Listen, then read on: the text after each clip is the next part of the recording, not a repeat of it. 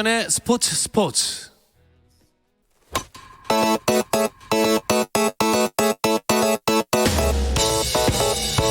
색다른 시선의 메이저리그 이야기 헬로 MLB 시작하겠습니다. KBS 정현호 스포츠 PD와 함께합니다. 안녕하세요. 네, 안녕하세요. 자, 류현진, 김광현 선수가 모두 시즌 준비를 위해서 미국으로 떠났죠? 그렇습니다. 김광현 선수 같은 경우는 이제 SK 스프링 캠프에서 이제 같이 훈련을 하게 될 거고요. 메이저리거들의 스프링 캠프 개막일을 좀 다시 한번 짚어볼게요. 예. 13일 이제 우리나라 시간으로 13일부터 세인트루이스 김광현 선수가 제일 먼저 훈련을 시작하고요. 이제 2월 14일에는 토론토에 류현진이 시작을 합니다. 그리고 이제 야수들이 속해 있는 텍사스와 템파베이가 나란히 18일과 19일에 스프링 캠프를 또 시작하게 됩니다. 아무래도 가장 관심이 가는 선수는 류현진 선수잖아요. 네.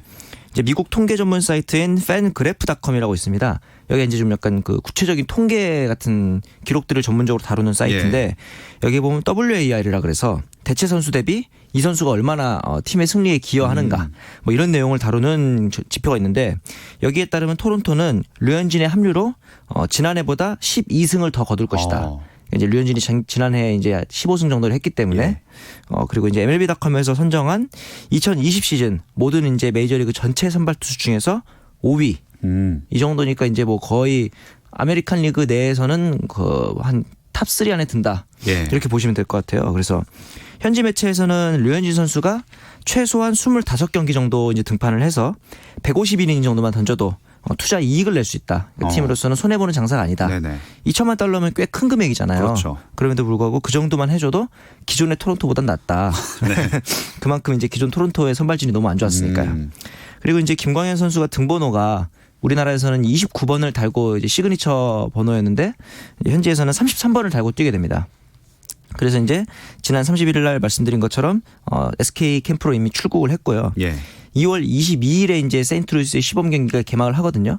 아마 당장 선발 로테이션에서 피칭을 하진 않을 것 같고 초반에는 아마 불펜에서 이제 한두 이닝 정도 투구하는 걸 준비를 할 것 같다고 합니다. 근데 이 메이저리그가 타자랑 투수랑 나눠서 스프링 캠프에 합류하나요?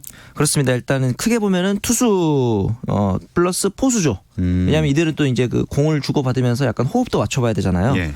그래서 이제 이 13일 한국 시간으로 김광현 선수가 먼저 나오는 시간이 투포수조 미팅입니다. 네. 13일이 그래서 왜냐하면 이게 또 포수와 이제 언어가 잘 안 통하잖아요. 예. 그러다 보니까 이제 분명히 약간 볼비합이라든가 또 이제 특이한 게 그 야구라는 종목은 이제 그 이닝이 끝나고 떡아웃에 들어서 벤치에 앉으면은 약간 불문율 중에 하나가 항상 투수들은 포수 옆에 앉습니다. 그래서 끊임없이 대화를 해요. 등판한 동안에는 방금 내가 던진 공이 어땠고 포수가 받아보기에는 또 생각이 다르고 이런 얘기를 하거든요. 예. 근데 이제 뭐 대화가 좀 언어가 다르더라도 그 전에 이제 시합하기 전에 충분히 많은 얘기를 해놔야 좀 호흡이 잘 맞겠죠. 그런 면에서 보면은 이 토론토와 세인트루이스의 포수진은 꽤 훌륭합니다. 당연히 세인트루이스에는 몰리나라는 올타임 레전드 포수가 있고요. 예. 류현진이랑 이제 호흡을 맞춘 젠슨 역시 공격력은 좀 부족하지만 수비력만큼은 지구 내에서도 거의 상위권이다. 이런 평가가 있거든요. 그리고 이제 추신수 선수가 이번에 전미 기자협회가 선정한 굿 가이 어워드에 선정됐습니다. 우리나라 말로 하면 뭐 좋은 사람상? 예. 이제 최근에 이제 기부라든가 이제 뭐 사회봉사 이런 것도 이제 많이 하다 보니까 이제 기자협회에서 주는 상을 받았는데 마찬가지로 또 팬 페스티벌에 참가하는 등의 약간 그 야구 외적인 활동을 좀 보이고 있습니다. 예.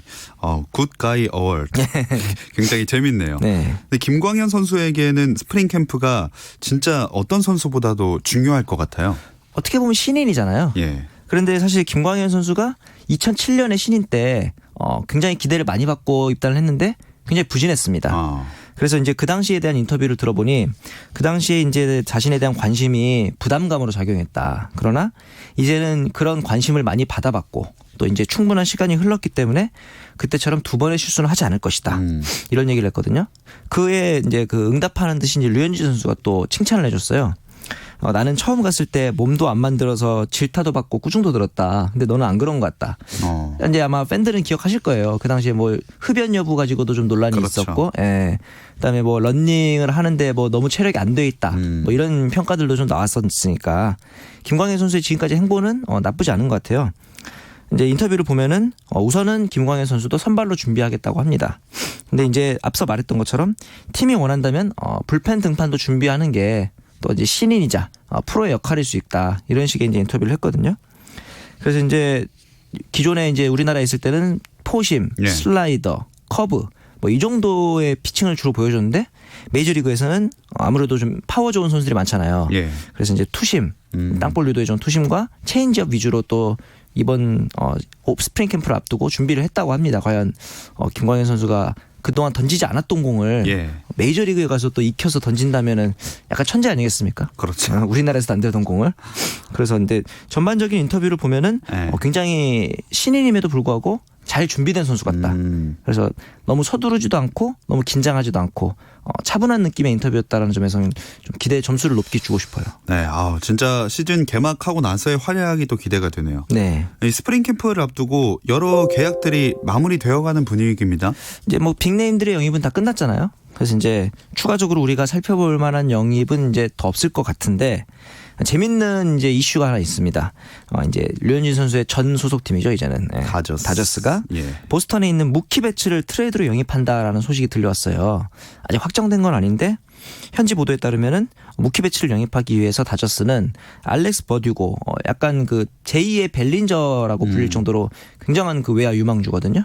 이 버듀고를 포함해서 2명의 유망주를 내주고 배츠를 영입할 것이다. 근데 이제 과연 다저스가 그 정도로 급한가?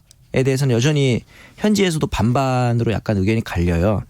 근데 왜냐하면은 다저스가 우리가 이제 이번 라디오에서도 매번 살펴보지만 영입할 거다 할 거다 말만 하고 지금 영입이 없잖아요. 예.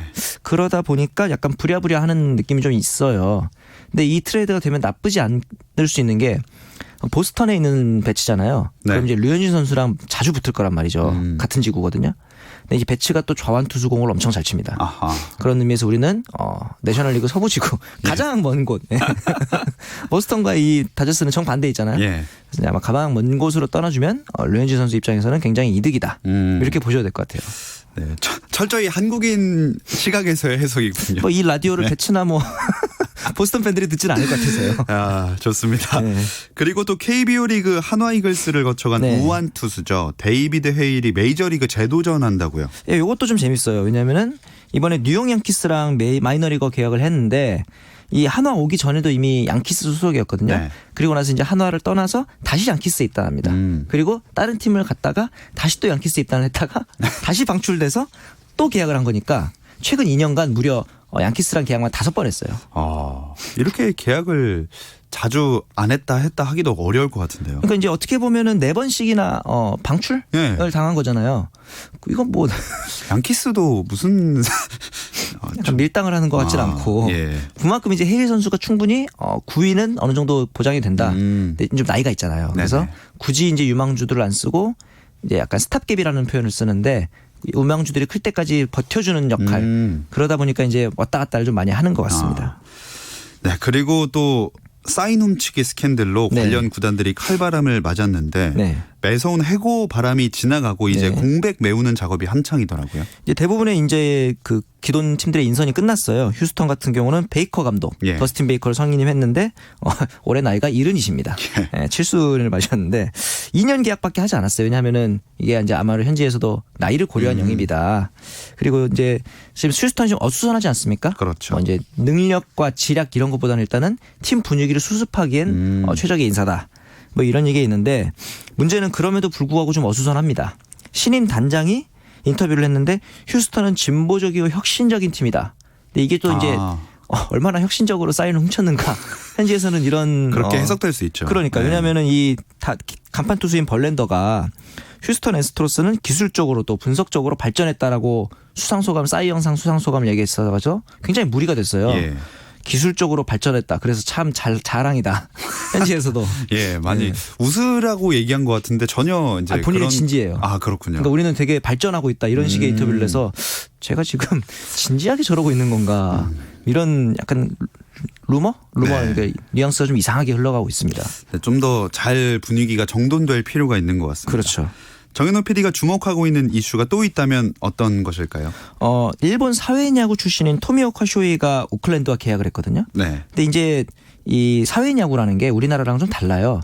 이제 저도 하고 있는 뭐 사회야구 이런 우리나라의 사회야구는 일본으로 따지면 풀뿌리 야구라 그래서 진짜 동호인들이 하는 거고. 네. 네. 일본에서 사회야구는 우리나라로 따지면 옛날에 그 실업야구 있었잖아요. 모두 다 선수 출신입니다. 네네. 그리고 뭐 일부러 자기가 원하는 프로팀에 가기 위해서 드래프트에 참가 안 하고 이 사회야구로 빠져 있다가 다시 또 내가 원하는 팀이 1순위가 되면 그때 드래프트 참가하고 예. 과거에 그 유명한 노모 히데오 선수도 그랬거든요. 네네. 그런 면에서 보면 여기는 거의 우리나라 따지면 실업야구니까 뭐 가끔 이제 뭐 아시안 게임이나 이런 데서 우리가 사회야구 선수들한테 졌다 이래서 너무 당황하지 마셨으면 하는. 네.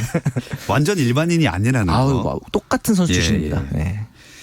그렇군요. 네. 네, 메이저리그 이야기 여기까지 나누겠습니다. 네. 헬로 MLB KBS 정현호 스포츠 PD 고맙습니다. 감사합니다.